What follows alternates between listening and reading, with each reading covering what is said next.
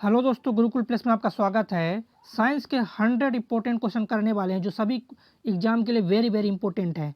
एक बार सभी लोग शेयर कर दीजिए ताकि पढ़ने वाले सभी दोस्तों के पास वीडियो पहुंच जाए। देखिए पहला क्वेश्चन क्या है इंपॉर्टेंट। सबसे हल्की धातु लिथियम। धातु की बात की जाएगा सबसे हल्की तो लिथियम है। देखिए लिथियम का परमाणु क्रमांक क्या होता है? 3 होता है और द्रव्यमान क्या होता है? 7। नेक्स्ट क्वेश्चन देखिएगा। सबसे हल्का तत्व हाइड्रोजन होता है। क्या होता है? सबसे जो हल्का तत्व होता है आपका हाइड्रोजन तत्व सबसे हल्का होता है। अगला क्वेश्चन देखिएगा। पृथ्वी पर सबसे अधिक मात्रा में पाया जाने वाला तत्व कौन सा है? ऑक्सीजन जो है पृथ्वी पर सबसे अधिक मात्रा में पाया जाता है। क्या पाया जाता है? सबसे अधिक मात्रा में पाया जाने वाला जो तत्व वो आपका ऑक्सीजन है। नेक्स्ट क्वेश्चन देखिएगा। मानव निर्मित तत्व कौन सा है? कैलिफोर्नियम है। क्या है? मानव निर्मित जो तत्व है आपका कैलिफोर्नियम है। नेक्स्ट, आजकल सड़क की रोशनी में जो पीले लैंप है बहुतायत से प्रयोग होते हैं। इन लैंपों में किसका उपयोग होता है? सोडियम का उपयोग होता है। इसका उपयोग करते हैं, सोडियम का उपयोग करते हैं। नेक्स्ट क्वेश्चन देखिएगा। नेक्स्ट क्या है? कास्टिक सोडा का रासायनिक सूत्र NaOH है। क्या है? NaOH है। किसका? कास्टिक सोडा का रासायनिक सूत्र है NaOH। नेक्स्ट क्वेश्चन देखिएगा। बेकिंग सोडा का रासायनिक सूत्र क्या है? सोडियम बाइकार्बोनेट है। क्या है? सोडियम बाइकार्बोनेट है। क्या दोस्तों? सोडियम बाइकार्बोनेट है। साधारण नमक सोडियम क्लोराइड कैसे लिखते हैं दोस्तों? NaCl। साधारण नमक सोडियम क्लोराइड। देखिए सोडियम का परमाणु भार होता है 23। क्लोरीन कितना होता है? क्लोरीन का होता है 35 होता है। कितना होता है? हाँ 35.5 होता है क्लोरीन का। तो ये अगर परमाणु भार पूछे तो आप निकाल भी सकते हो। चलिए अगला क्वेश्चन देखिएगा। हाँ नेक्स्ट क्वेश्चन 9 नंबर। सागरी जल की लवणता में किसकी अधिकता होता है? तो सोडियम क्लोराइड की। किसकी अधिकता होता है? सोडियम क्लोराइड की अधिकता होता है। किसमें? सागरी जल की लवणता में सोडियम क्लोराइड की अधिकता होता है। नेक्स्ट क्वेश्चन देखिएगा। खाने का नमक किससे बनता है? मजबूत अम्ल और मजबूत क्षार से। किससे बनता है? हाँ मजबूत अम्ल और मजबूत क्षार से बनता है। क्या दोस्तों? मजबूत अम्ल और मजबूत क्षार से बनता है। क्या? तो ये बनता है खाने का नमक। नेक्स्ट क्वेश्चन देखिएगा, वेरी वेरी इंपॉर्टेंट क्वेश्चन है। देखिए नेक्स्ट अगला क्वेश्चन। बेकिंग सोडा का रासायनिक नाम क्या होता है? सोडियम बाइकार्बोनेट होता है। क्या होता है बेकिंग सोडा का? तो बेकिंग सोडा का रासायनिक नाम होता है सोडियम बाइकार्बोनेट। अगला क्वेश्चन देखिएगा।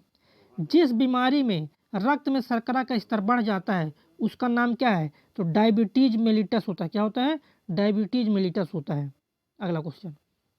मनुष्य में एफ्लाटिक्स खाद्य विषाक्तता जो है, क्या विषाक्तन जो है किसके द्वारा इसका अंग प्रभावित होता है? तो एफ्लाटिक्स जो है यकृत को प्रभावित करता है। किसको करता है?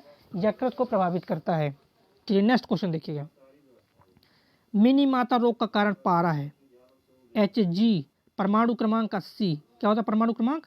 तो परमाणु क्रमांक होता है 80 होता है इसका परमाणु क्रमांक। Next question. अनुवांशिक रोगों से, हाँ अनुवांशिक रोगों में कौन यौन संबंधित है? हीमोफीलिया। कौन सा? हीमोफीलिया जो है यौन संबंधित है। नेक्स्ट, जापानी एन्सेफेलाइटिस का कारक कौन है? विषाणु है। कौन है कारण? विषाणु इसका कारण है। चलिए नेक्स्ट क्वेश्चन देखिएगा, वेरी वेरी इंपॉर्टेंट क्वेश्चन। दोष युक्त वृक्क वाले व्यक्तियों के लिए आपोहन का उपयोग किया जाता है। इसमें निहित प्रक्रम क्या है? परासरण प्रक्रम। कौन सा प्रक्रम होता है? परासरण प्रक्रम होता है। अगला क्वेश्चन। ईईजी से, हाँ ईईजी से जिस अंग की कार्य प्रणाली प्रकट होती है वो क्या कहलाती है? तो मस्तिष्क कहलाती है। क्या कहलाती है वो? तो वो कहलाती है आपका मस्तिष्क कहलाती है। नेक्स्ट क्वेश्चन देखिए। अगला क्वेश्चन क्या है? केसीन दुग्ध होता है होती है प्रोटीन। केसीन दुग्ध में, देखिए केसीन जो होता है तो दुग्ध में क्या होता है? केसीन। तो केसीन नामक एक प्रोटीन होता है दूध में। अगला क्वेश्चन देखिएगा। देखिए सभी क्वेश्चन इंपॉर्टेंट है इसलिए एक भी क्वेश्चन मिस नहीं करना है हमको। नेक्स्ट देखिएगा। किस तत्व की कमी के कारण घेंघा रोग होता है? आयोडीन की कमी के कारण। किस कारण? हाँ आयोडीन की कमी के कारण घेंघा रोग होता है।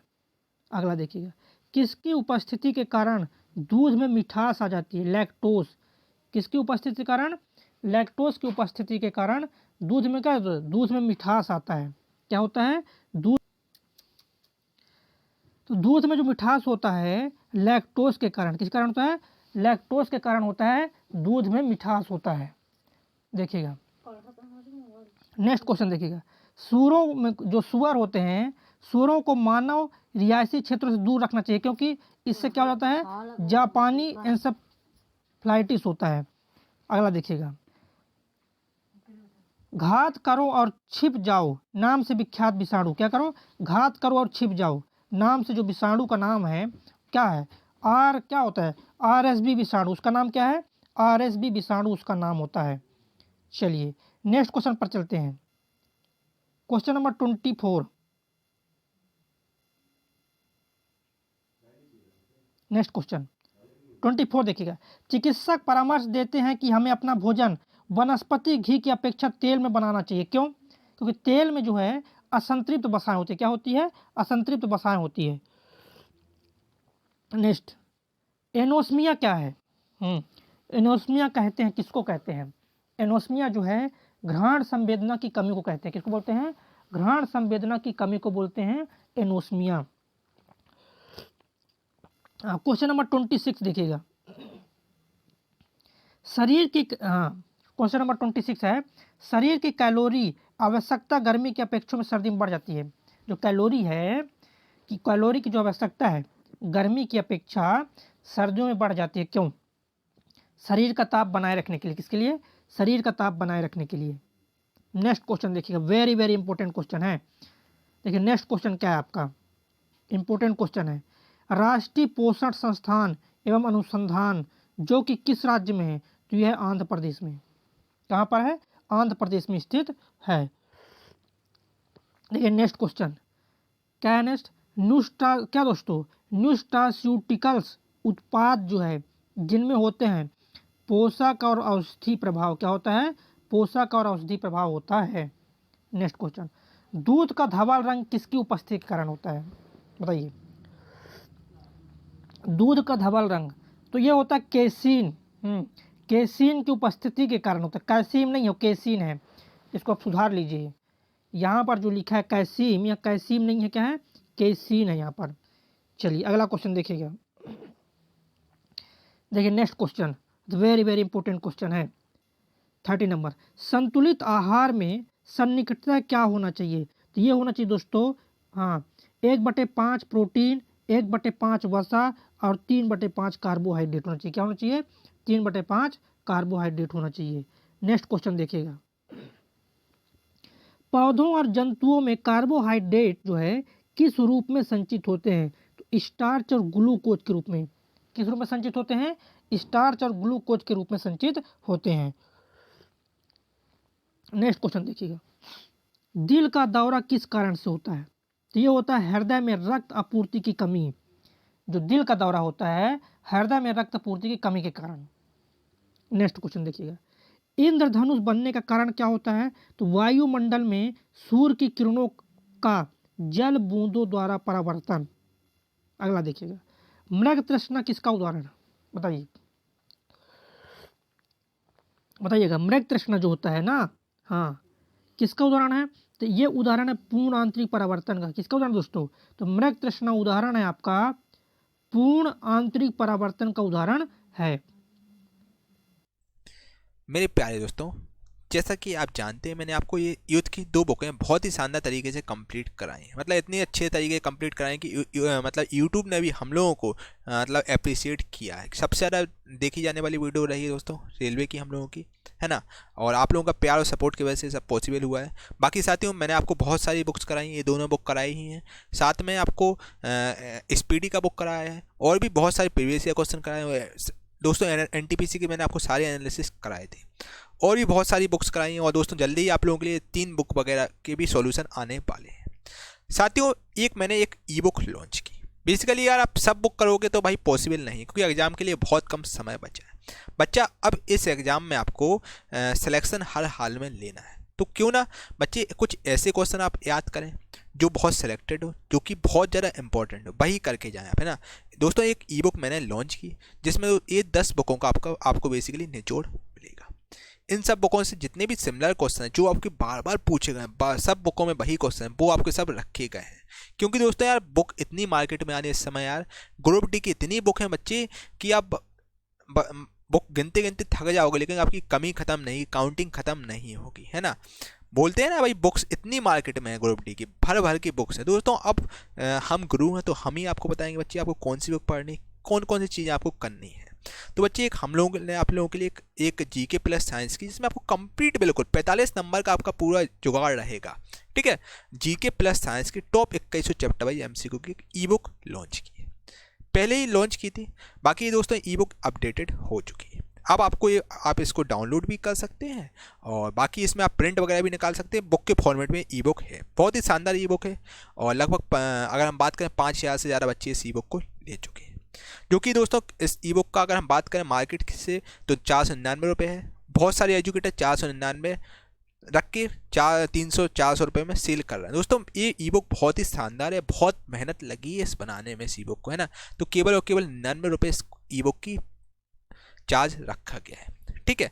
और ये सभी किताबों को दोस्तों बेसिकली इसमें आपको निचोड़ मिलेगा, जितने भी इंपॉर्टेंट क्वेश्चन है यार, जितने भी इंपॉर्टेंट क्वेश्चन सब आपको इस ई बुक में मिल जाएंगे, ठीक है। बिल्कुल आपको घोल के पी जाना है, रट लेना अच्छे से, जब तक रट लो तब एक एक क्वेश्चन आपको ना रटे जाए, ठीक है।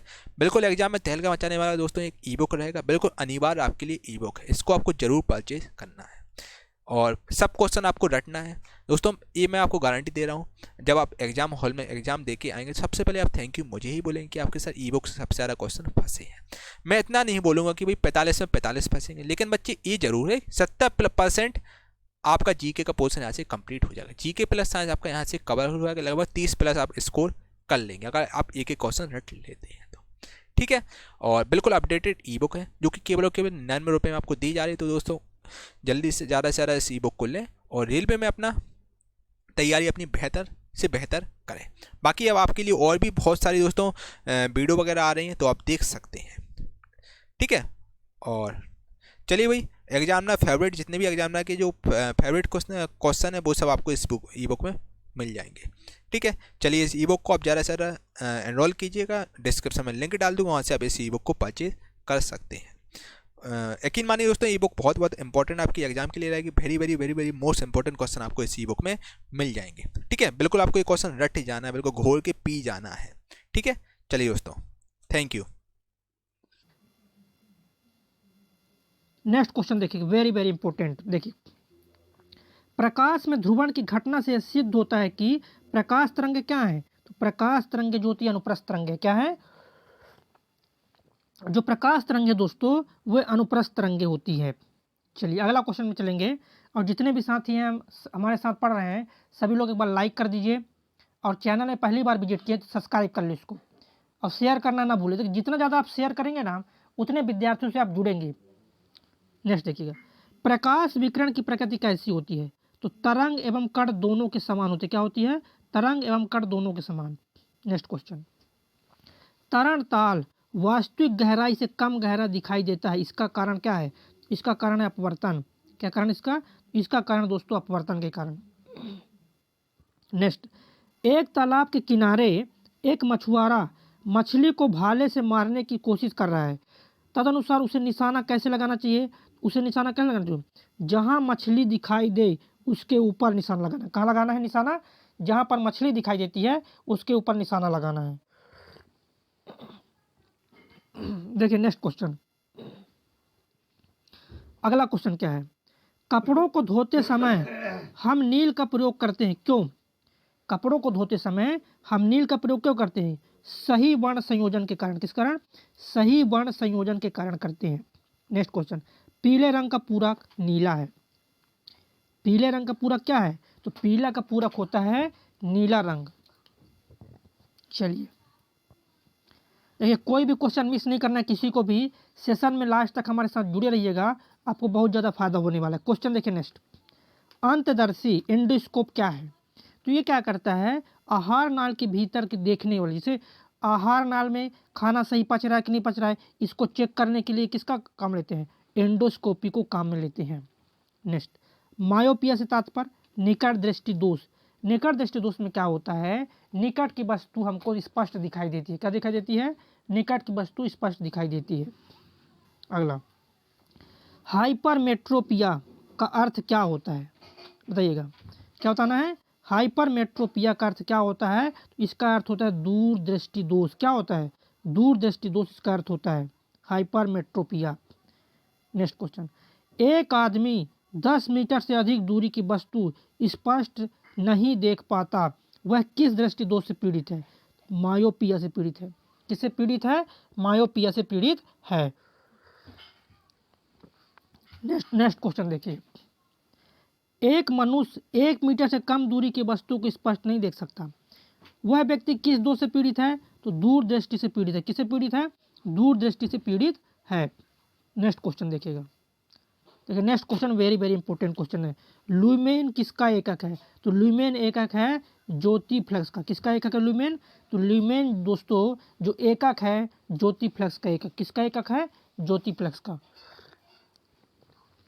नेक्स्ट देखिए, दूरबीन, टेलीस्कोप जिसको बोलते हैं, दूरबीन क्या है, दूर की वस्तु देखने का यंत्र है। नेक्स्ट क्वेश्चन, सूर्य के प्रकाश को धरती की सतह पर पहुंचने में कितना समय लगता है, 8.5 मिनट। कितना लगता है, 8.5 मिनट लगता है, 8.5 मिनट। नेक्स्ट क्वेश्चन देखिएगा, वेरी वेरी इंपॉर्टेंट, प्रकाश की गति 3 × 10⁸ मीटर प्रति सेकंड। क्या होता है, 3 × 10⁸ मीटर प्रति सेकंड होता है प्रकाश की गति। नेक्स्ट क्वेश्चन देखिएगा, सूर्य ग्रहण के समय सूर्य का कौन सा भाग दिखाई देता है, तो किरीट, जिसको हम बोलते हैं कोरोना वाला भाग। कौन सा भाग दिखाई देता है, कोरोना वाला भाग दिखाई देता है। नेक्स्ट देखिएगा, पूर्ण सूर्य ग्रहण का अधिकतम समय होता है 250 सेकेंड। जो पूर्ण सूर्य ग्रहण होता है अधिकतम 250 सेकेंड तक रहता है। कितना समय, 250 सेकेंड तक रहता है पूर्ण सूर्य ग्रहण। नेक्स्ट देखिएगा, सूर्य ग्रहण तब होता है जब सूर्य और पृथ्वी के बीच चंद्रमा हो। क्या हो, सूर्य और पृथ्वी के बीच चंद्रमा हो। चलिए नेक्स्ट क्वेश्चन देखिएगा, प्रकाश वायु की अपेक्षा कांच में मंद गति से चलता है, क्यों। देखिए प्रकाश वायु की अपेक्षा कांच में मंद गति से चलता है।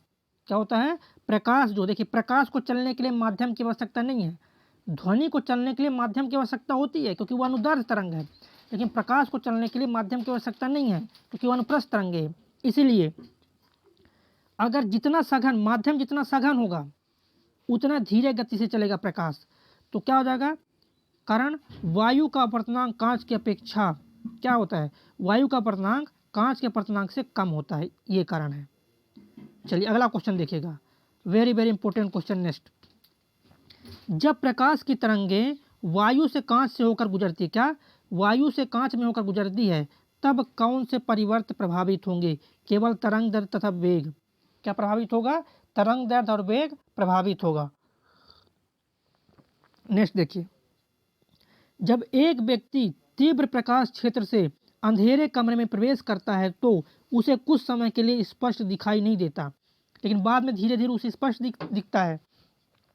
कारण क्या होता है, तो इसका कारण है आंखों का अंधेरे के प्रति कुछ समय में अनुकूलित होना, ये इसका मेन कारण है। चलिए नेक्स्ट क्वेश्चन देखेंगे, इंपॉर्टेंट। तो सभी क्वेश्चन इंपॉर्टेंट हैं, सभी एग्जाम के लिए वेरी वेरी इंपॉर्टेंट है। अगला क्वेश्चन देखिएगा, जितने भी साथी हमारे साथ जुड़े हुए हैं देखिए अगला क्वेश्चन, निकट दृष्टि दोष से दूर करने के लिए क्या करना है हमको, निकट दृष्टि दोष अगर दूर करना है तो अवतल लेंस का चश्मा लगाना होगा। अगर आपको निकट दृष्टि दोष दूर करना है तो आप अवतल लेंस का चश्मा लगाइए, दूर दृष्टि दोष दूर करना है तो उत्तल लेंस का चश्मा लगाइए। अगला, अवतल लेंस हमेशा किस प्रकार का प्रतिबिंब बनाता है, तो हमेशा जो है आभासी प्रतिबिंब बनाता है, कौन, अवतल लेंस।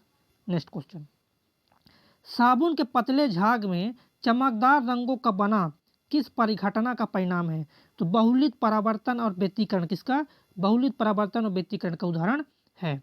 चलिए अगला क्वेश्चन देखिएगा, देखिए नेक्स्ट, कार में दृश्यावलोकन क्या करना है, कार में दृश्यावलोकन के लिए किस प्रकार के शीशे का प्रयोग करते हैं, उत्तल दर्पण के शीशे का प्रयोग किस करते हैं, उत्तल दर्पण के शीशे का प्रयोग किया जाता है।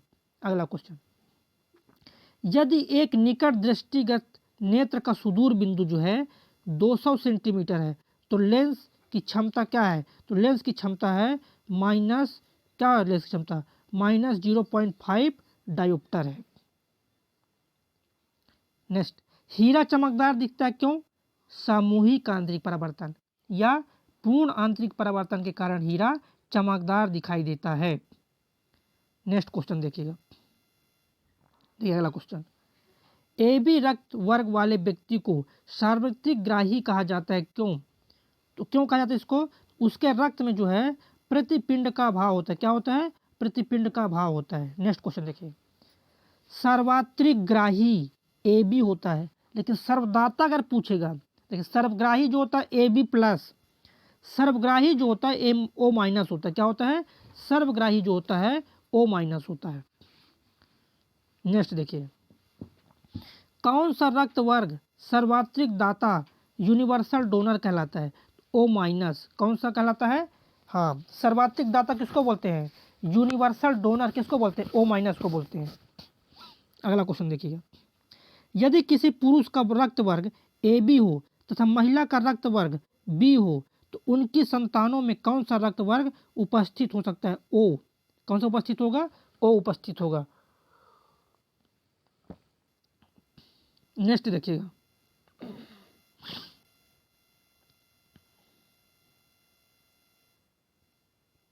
नेक्स्ट क्वेश्चन देखिए, वेरी वेरी इंपॉर्टेंट। हाँ, वेरी वेरी इंपॉर्टेंट क्वेश्चन है, ध्यान से देखिएगा क्या हो जाएगा। मनुष्य में कुल कितनी हड्डियां होती है? 206 हड्डी। मनुष्य में कितनी हड्डी होती है? तो मनुष्य में जो हड्डी होती है 206 हड्डी होती है। अगला, नवजात शिशुओं में हड्डियों की संख्या लगभग कितनी होती है? तो लगभग 206 होती है। नेक्स्ट क्वेश्चन, देखिए जितने भी क्वेश्चन हम करा रहे हैं, टॉप 100 क्वेश्चन जो करा रहे हैं ना, सभी एग्जाम के लिए वेरी वेरी इंपॉर्टेंट क्वेश्चन है। अगला क्वेश्चन देखिए, मनुष्य की खोपड़ी में कितनी अस्थि होती है? खोपड़ी में टोटल 8 हड्डी होती है। कितनी होती है? खोपड़ी में जो टोटल हड्डी होती है 8 हड्डी। नेक्स्ट देखिएगा, मनुष्य के शरीर में पसलियों की संख्या 12 जोड़ी। कितनी पसली होती हैं? 12 जोड़ी पसली होती हैं। किसमें? मनुष्य के शरीर में। नेक्स्ट, रक्त ग्लूकोज स्तर सामान्यतः कितना होता है? तो किधर, हाँ बताइएगा, प्रति मिलियन ये होना चाहिए। अगला, शरीर में ऊतकों का निर्माण कहाँ से होता है? प्रोटीन से। अगर आप प्रोटीन लोगे तो शरीर में ऊतक का निर्माण होगा।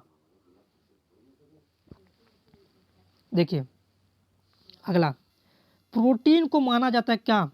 शरीर का निर्माण करने वाला। प्रोटीन क्या करता है? तो प्रोटीन शरीर का निर्माण करता है। क्या करता है दोस्तों? क्या करता है दोस्तों? तो जो प्रोटीन है शरीर का निर्माण करता है। क्या करता है? शरीर का निर्माण करता है प्रोटीन। अगला देखिए, एंजाइम मूल रूप से क्या है? एंजाइम जो है मूल रूप से प्रोटीन है। क्या है एंजाइम? एंजाइम आपका मूल रूप से प्रोटीन है। नेक्स्ट देखिएगा, जैविक सिस्टम में जो है रासायनिक क्रिया की प्रक्रिया को तेज करने में उत्तरदायी पदार्थ क्या है? एंजाइम है। क्या है उत्तरदायी पदार्थ? एंजाइम होता है। नेक्स्ट देखिएगा, सोयाबीन में प्रोटीन का प्रतिशत 42%। सोयाबीन में प्रोटीन का प्रतिशत कितना होता है? तो 42% होता है। कहीं कहीं 46% लिखा रहता है, कहीं कहीं पर 46 लिखता है कि 42% मान लीजिए। नेक्स्ट क्वेश्चन देखिएगा, very very important question, capsule का आवरण किसका बना होता है? स्टार्च का। जो कैप्सूल है तो कैप्सूल का आवरण किसका बना होता है? तो कैप्सूल का आवरण बना होता है स्टार्च का।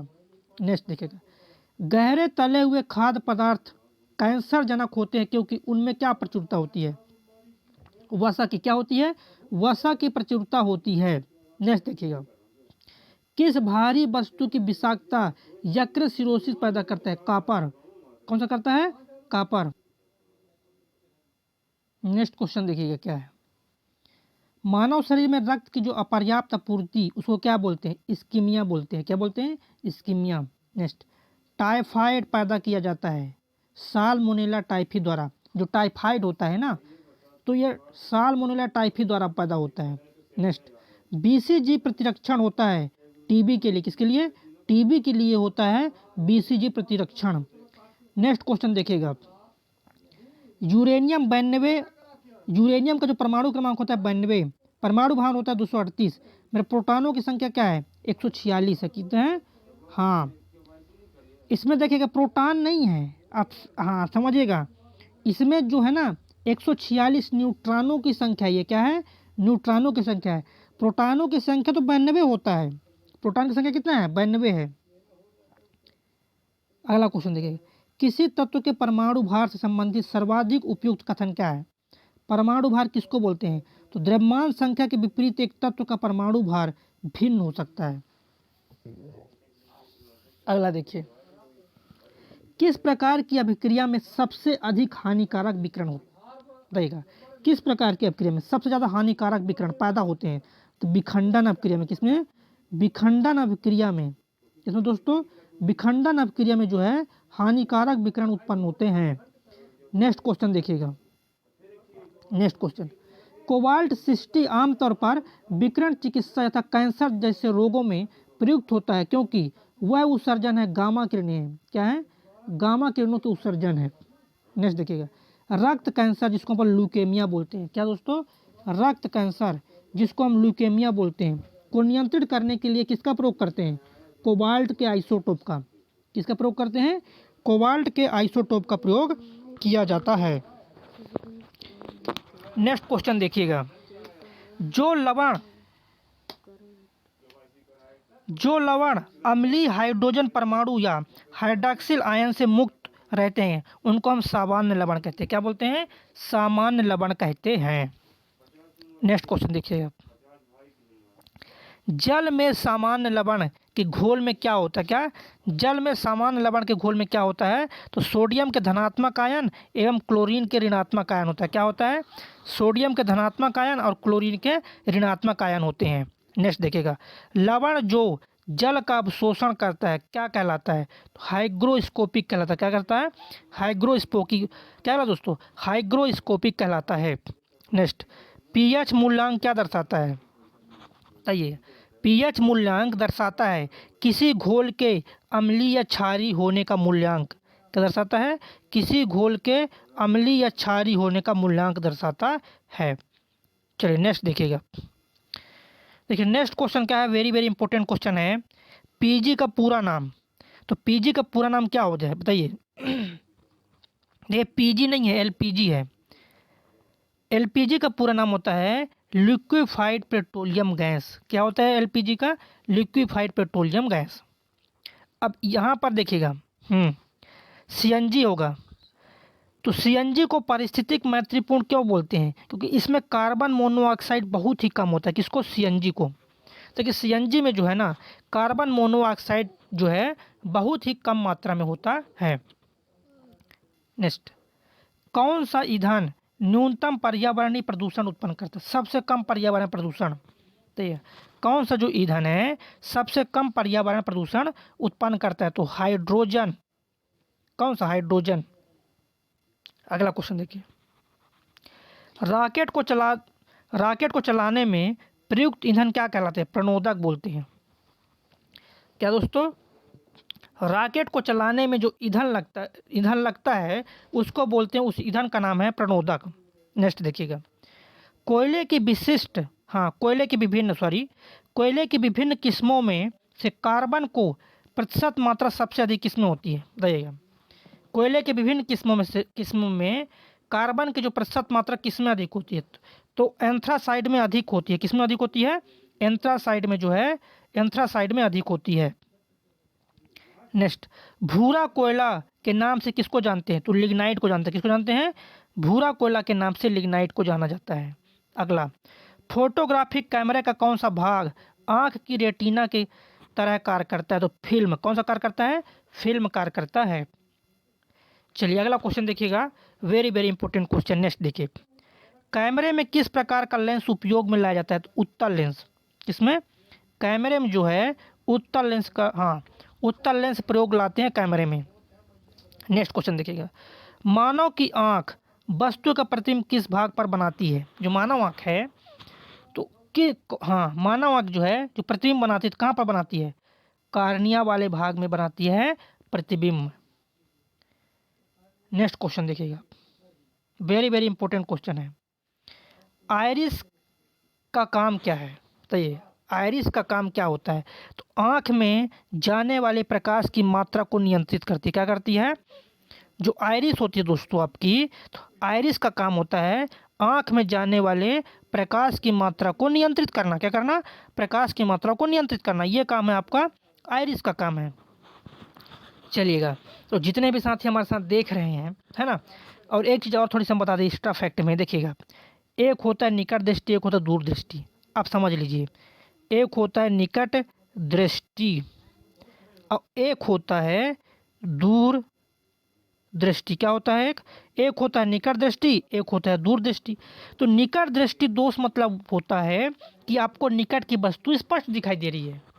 तो दोस्तों, निकट दृष्टि दोष का मतलब होता है आपको निकट की वस्तु स्पष्ट दिखाई दे रही है।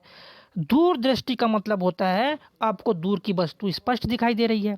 निकट दृष्टि दोष दूर, अगर निकट दृष्टि को दूर करना है तो आपको अवतल लेंस का चश्मा लगाना होगा।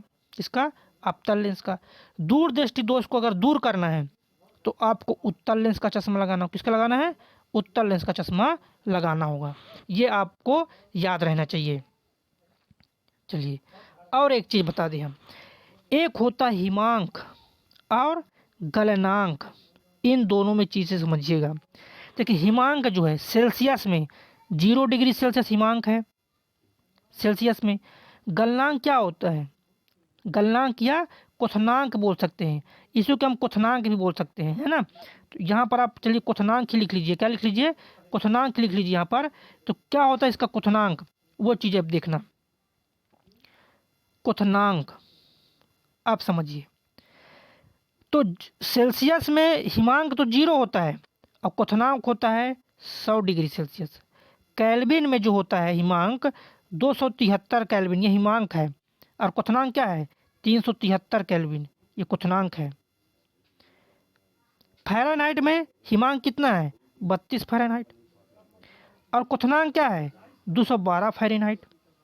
इसी प्रकार रोमन में अगर ज्ञात करेंगे तो 0 रोमन हो जाएगा हिमांक और 80 रोमन हो जाएगा उसका क्वथनांक। तो ये चीज़ें भी आपको जानकारी होना चाहिए। चलिए, सभी दोस्त शेयर करें। व्हाट्सएप फेसबुक ग्रुप में आपको शेयर करना है। अगर चैनल में पहली बार जुड़े हैं, चैनल में पहली बार विजिट किए हैं, चैनल को सब्सक्राइब कर लीजिए, लाइक कीजिएगा। जय हिंद।